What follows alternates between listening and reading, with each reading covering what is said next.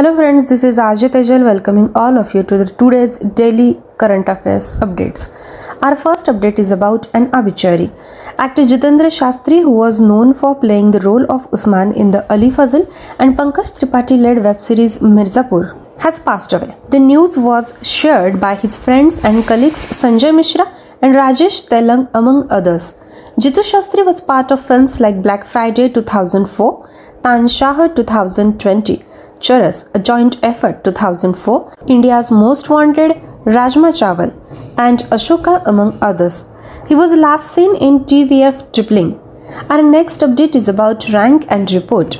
According to the Living Planet Report 2022, there has been a 69% drop in the global wildlife population in just over 50 years. The Worldwide Fund for Nature, that is WWF, biennial report does not include India-specific data. But WWF India representatives stated that the country is also extremely vulnerable to massive biodiversity loss. Over 12% of wild mammal species in India are facing extinction. More than 40% of honeybees have disappeared in the last 25 years, and over 50% of 867 bird species will see long-term population declines, with 146 at high risk.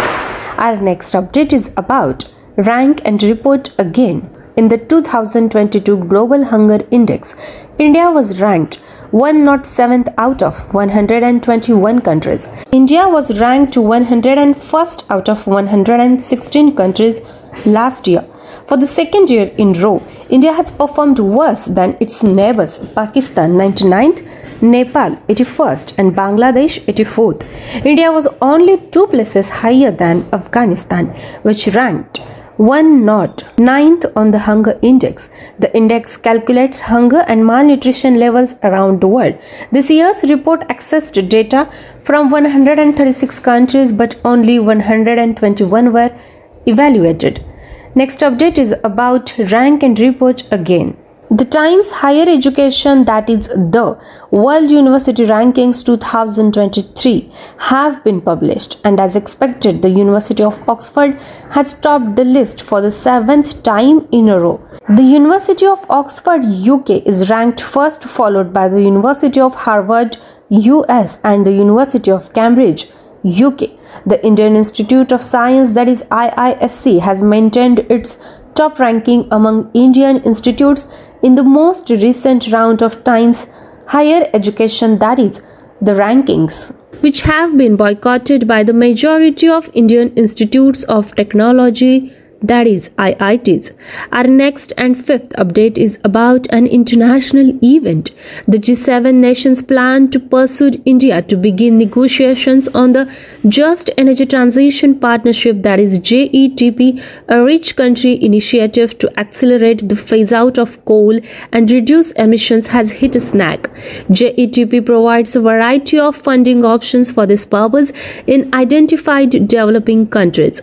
So far, the Power Ministry has refused to give its consent to the negotiations, arguing that coal cannot be singled out as a polluting fuel and that energy transition talks must take place on equal footing. Our next update is about schemes and committees. Prime Minister Narendra Modi used video conferencing to dedicate 75 digital banking units, that is DBUs, to the nation. Speaking at the event, PM Modi said that the digital banking units are one more significant step in the ongoing campaign to simplify the lives of common people. As part of the Union Budget 2022 to 2023, Finance Minister Nirmala Sitharaman had announced the setting up of the 75 DBUs in 75 districts to commemorate 75 years of India's independence from British rule. Our next and seventh update is about national event. Prime Minister Narendra Modi laid the foundation stone for a bulk drug park in Una, Himachal Pradesh, and inaugurated the Indian Institute of Information Technology, that is IIT.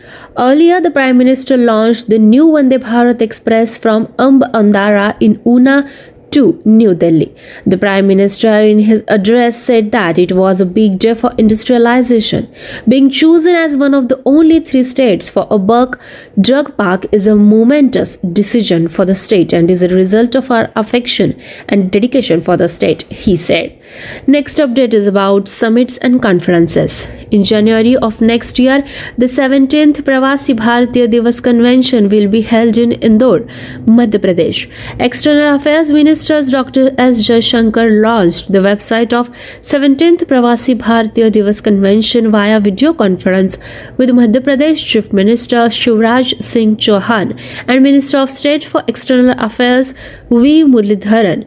Dr. Jaishankar said the Narendra Modi government has always accorded the highest priority to the Indian diaspora, which is more than 32 million. Next update is about scheme and committees again. The Union Cabinet chaired by Prime Minister Narendra Modi approved the Prime Minister's Development Initiative for North-East Region, that is PMDY, a rupees 6,600 crore scheme to support infrastructure, industries and other livelihood projects in the northeastern states.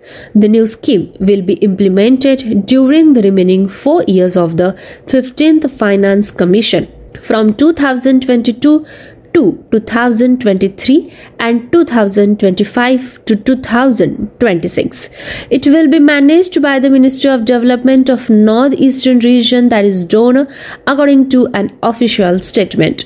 Dear friends, our last and 10th update is about an agreement.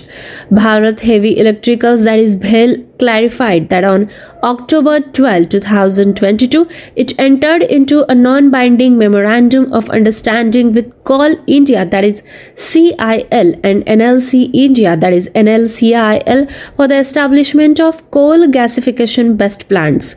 This memorandum of understanding only expresses an intention to establish a coal to ammonium nitrate project with CIL based on gasification of high ash Indian coal, as well as lignite-based gasification pilot plant with NLCIL for power generation, both of which will use BHEL's indigenously developed pressurized fluidized bed gasification, that is PFBG technology.